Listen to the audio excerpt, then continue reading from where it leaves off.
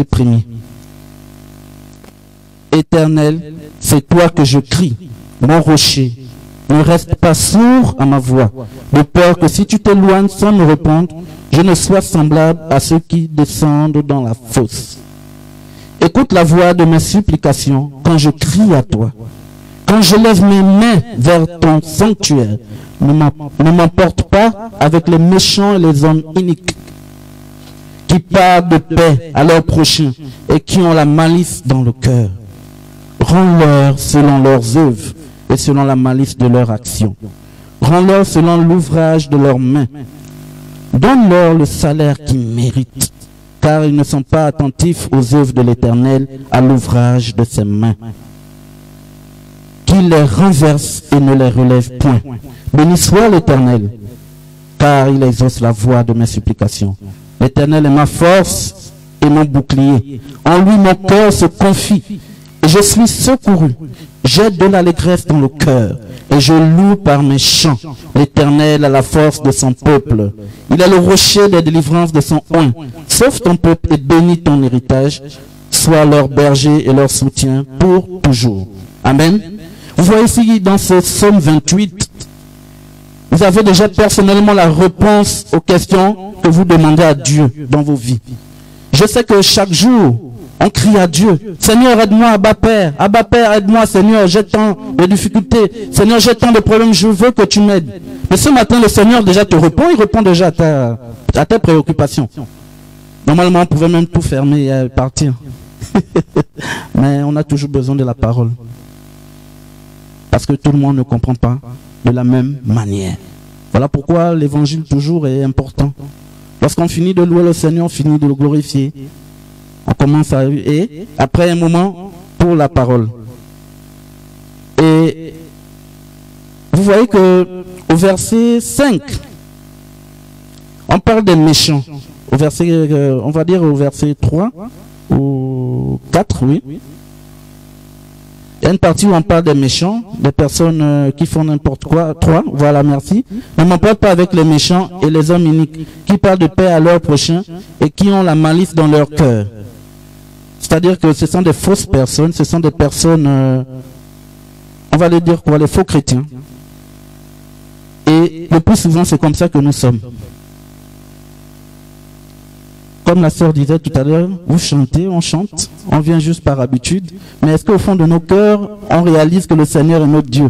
Même lorsqu'on prophétise les sons, les chants que nous avons prophétisés, est-ce que vous réalisez la grâce que Dieu vous fait d'être là ce matin? Est-ce que vous réalisez l'ampleur du sacrifice qu'il a fait pour nous? Est-ce que attends, en fait, je ne comprends pas. Est-ce que vous réalisez cela? Parce que normalement, toutes les louanges, les adorations qu'on a eu à prendre, je ne sais pas si vous avez remarqué, c'était en fait pour nous adoucir nos cœurs. Ces louanges et ces adorations sont venues en fait nous mettre du bien dans nos cœurs et répondre à nos questions. Voilà pourquoi on dit, lorsqu'on vient dans la présence du Seigneur, il faut être concentré. Demandez souvent chaque jour au Seigneur, lorsque vous venez dans sa maison, Seigneur, je veux être concentré. Je ne veux pas être distrait. Parce que ce qui passe là, ce n'est pas pour quelqu'un d'autre. La parole qui va passer, c'est pour toi. Il faut la saisir. Tu la saisis et tu la mets au fond de ton cœur. On ne vient pas dans la présence du Seigneur et puis repartir tel qu'on est venu. C'est faux. Là, ce n'est pas Dieu que vous avez prié. On ne peut pas venir dans la présence du Seigneur étant fâché et au retour, je suis toujours fâché. Fâché de quoi, je ne sais pas. Bien aimé. C'était juste une parenthèse, une introduction. Mais le thème que je vais aborder ce matin, que le Seigneur nous a mis à cœur, se trouve dans le livre de Marc, Marc 4. Marc chapitre 4, versets 1 à 8. Et nous allons trouver ensemble le thème. C'est vrai que j'ai déjà un thème. Je pense que beaucoup connaissent cette parabole-là. C'est une parabole très connue. Et beaucoup l'utilisent parfois. Et nous allons la comprendre ensemble. Marc chapitre 4, versets 1 à 8. Si une personne est sur la parole, il peut lire. Hein? Ce n'est pas un monogame, c'est un échange. Donc, que celui qui est sur la parole Un homme de Dieu, une femme de Dieu.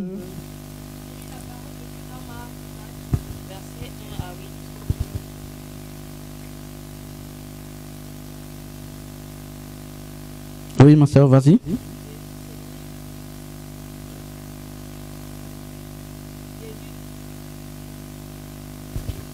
Jésus s'est mis de nouveau à enseigner au bord de la mer. Une grande foule s'étant assemblée auprès de lui. Il monta et s'assit dans une barque sur la mer. Il leur enseigna beaucoup de choses en parabole. Et il leur dit dans son enseignement: Écoutez, un semeur sortit pour s'aimer, comme il s'aimait une partie de la terre, de la semence tomba le long du chemin. Les oiseaux virent et la mangèrent. Une autre partie tomba dans un endroit pierreux, où elle n'avait pas beaucoup de terre. Elle leva aussitôt parce qu'elle se trouva pas un sol profond. Oui. Mais quand le soleil parut, elle fut brûlée et sécha, faute de racines. Verset 7. Une autre partie tomba parmi les épines. Les épines montèrent et l'étouffèrent, et elle se donna point de fruits. Verset 8. Une autre partie tomba dans la bonne terre. Elle donna du fruit qui montait et croissait, et elle rapporta 30, 60 et 100 pour un. Amen. Amen. Nous avons lu la parole de Dieu. Et je vais faire une deuxième lecture. Jésus se mit de nouveau à enseigner au bord de la mer. Une grande foule s'étant assemblée auprès de lui, il monta et s'assit dans une barque sur la mer. Toute la foule était à terre sur le rivage. Il leur enseigna beaucoup de choses en paraboles et il leur dit dans son enseignement: Écoutez, un semeur sortit pour semer. Comme il semait, une partie de la semence tomba le long du chemin. Les oiseaux vinrent et la mangèrent. Une autre partie tomba dans un endroit pierreux, où elle n'avait pas beaucoup de terre. Elle leva aussitôt parce qu'elle ne trouva pas un sol profond. Et quand le soleil parut, elle fut brûlée et sécha, faute de racines. Une autre partie tomba parmi les épines. Les épines montèrent et l'étouffèrent, et elle ne donna point de fruits. Une autre partie tomba dans la bonne terre. Elle donna du fruit qui montait et croissait, et elle rapporta 30, 60 et 100 pour un. Amen. Nous voyons ici que Jésus parlait au peuple en parabole. Pourquoi? Il parlait au peuple en parabole, et lui-même il a toujours dit, parce que tout le monde n'avait pas la même manière de comprendre les choses du royaume. Et sûrement, ils n'étaient pas encore matures pour comprendre ces choses. Même les prophètes qui étaient, les disciples qui étaient avec lui ne comprenaient pas aussi ce que Jésus voulait dire par là. Nous allons le voir un peu plus loin. Mais faisons une interprétation de ce que nous venons de lire. Lorsqu'on parle de semeur, le semeur, je vous pose la question comme ça, le semeur peut s'arrimer à qui, d'après vous? Le semeur.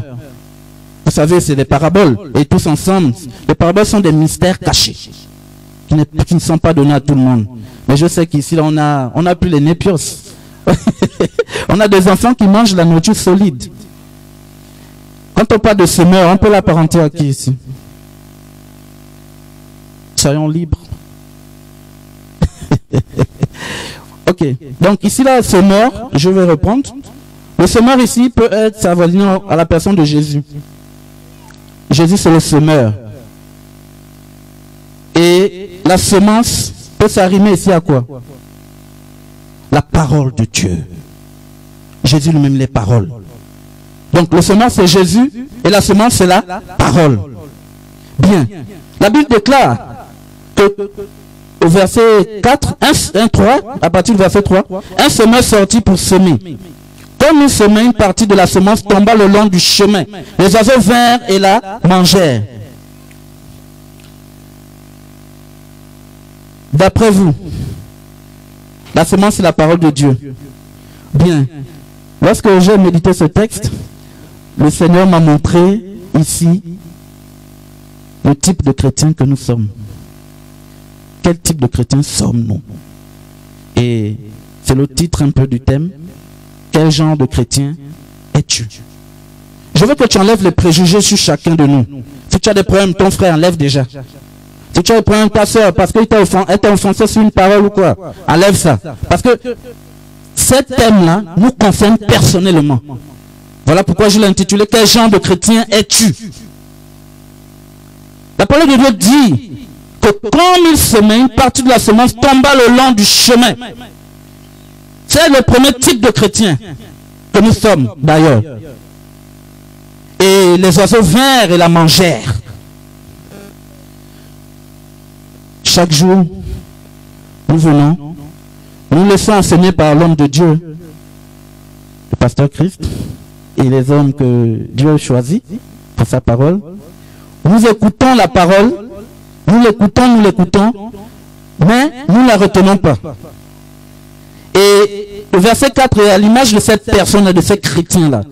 Il vient juste le dimanche, il s'est dit, bon, le dimanche, l'homme de Dieu va encore parler, il va se dire ses affaires, et puis bon, après, je vais partir, je vais rentrer chez moi, c'est tout ce qui m'importe. Ou la pensée est ailleurs. Oh, j'ai laissé mon argent là-bas chez tel. Je vais aller récupérer ça après. Ah, homme de Dieu, fais vite là-bas, tu me fatigues de ta parole là, je ne sais pas ce que tu es en train de dire. Et on dit que les oiseaux vinrent et la mangèrent. Les oiseaux aussi, on peut l'assimiler au péché. On peut l'assimiler à l'oubli, au péché. Et nous tous nous savons ici que le péché nous éloigne de Dieu. Et le péché est un signe d'infidélité à la personne du Seigneur. Amen. Les oiseaux mangent la parole. C'est une métaphore, une parabole, une métaphore que le Seigneur a utilisée.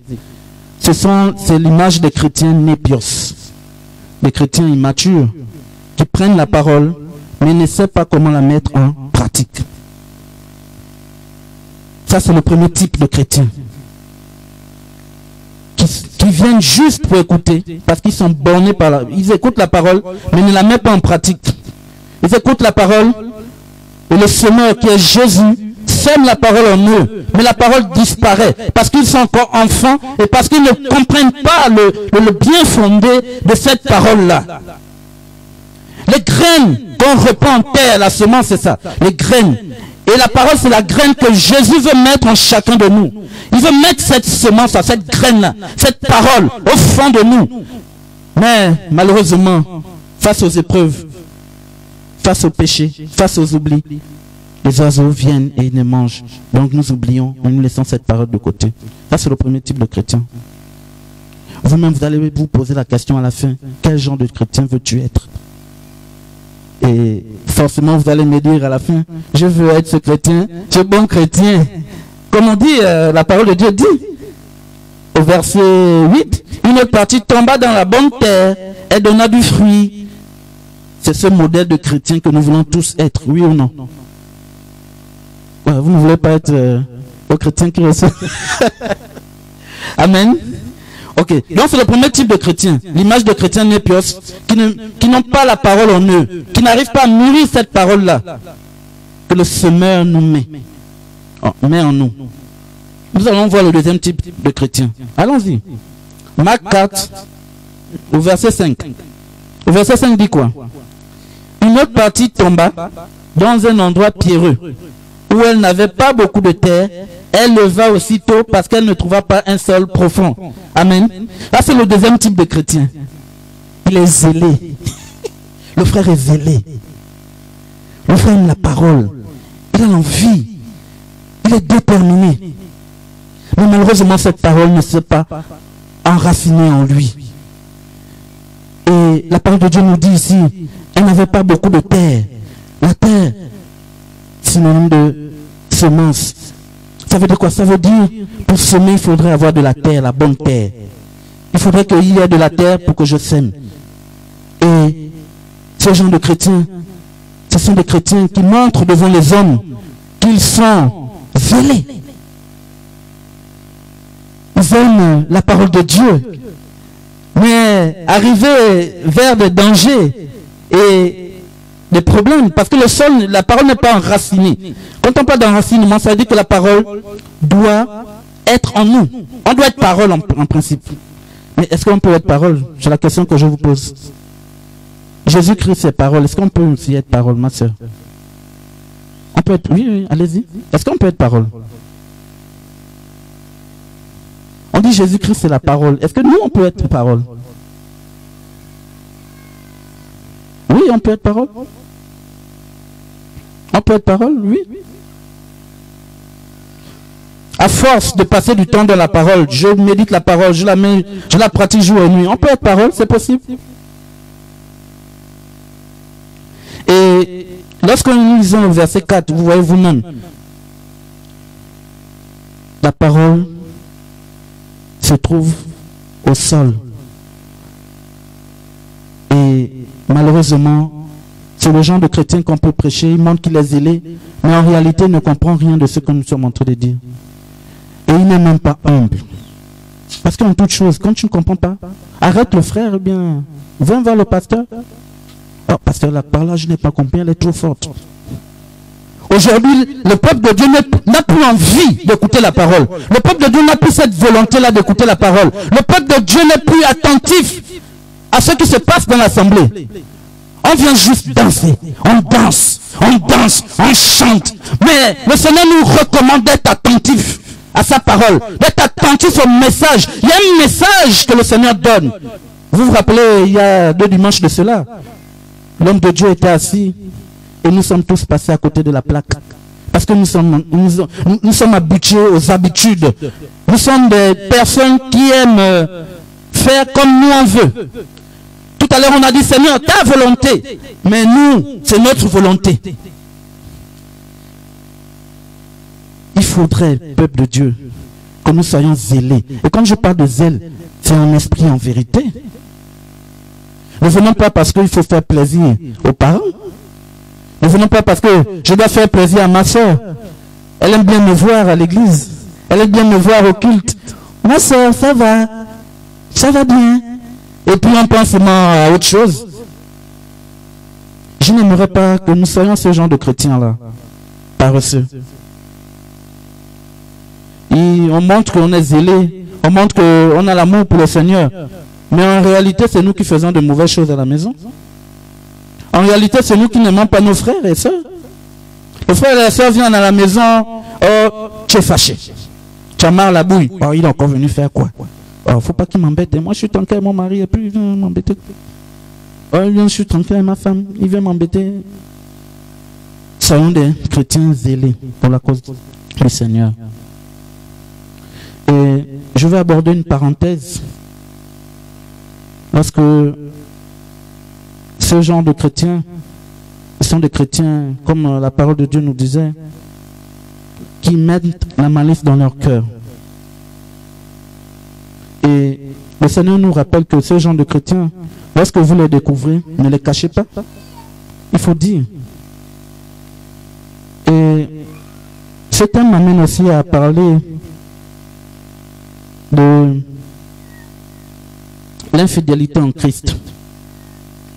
Il y a des chrétiens, nous sommes infidèles parfois au Seigneur.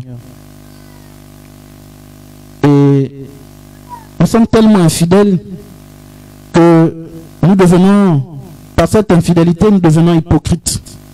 Parce que nous ne faisons pas la volonté de Dieu. Et comme je disais tout à l'heure que le péché est un signe d'infidélité à Dieu. C'est un signe d'infidélité. Tu pêches.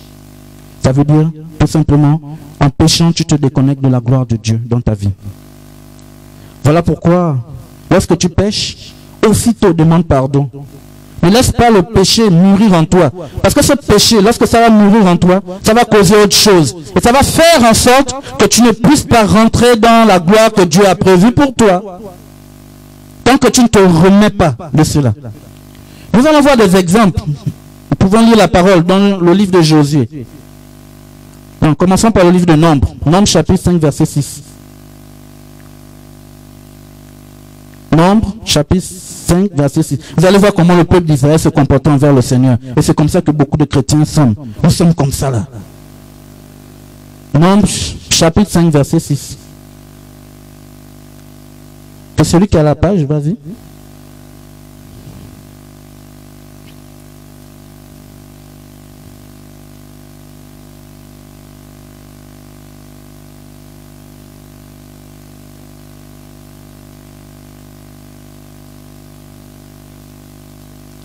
Bon, je vais lire. Oui. Chapitre 5, verset 6. Je vais lire. L'Éternel parla à Moïse et dit: parle aux enfants d'Israël. Lorsqu'un enfant ou une femme péchera contre son prochain, en commettant une infidélité à l'égard de l'Éternel, et qui se rendra ainsi coupable, il confessera son péché et il restituera dans son entier l'objet mal acquis, en y ajoutant un cinquième, et il le remettra à celui envers qui il s'est rendu coupable. Amen. Amen. Amen. Avant, c'était un peu très compliqué. Hein. Vous ne voyez pas que c'est un peu compliqué. C'est-à-dire que tu as péché contre ton frère, parce que c'est ce que la parole nous dit. Lorsqu'un homme ou une femme péchera contre son prochain, ouais, ça peut être ton frère, ça peut être ta soeur, le prochain. Nous l'avons vu ici en enseignement avec l'homme de Dieu. Le prochain peut être celui qui est à côté de toi, ça peut être ton frère, ta soeur.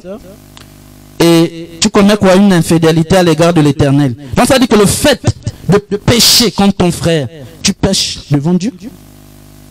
En principe, c'est pas à ton frère que c'est pas à ton frère que tu fais du mal, mais tu fais du mal à Dieu. Parce que nous sommes les enfants de Dieu.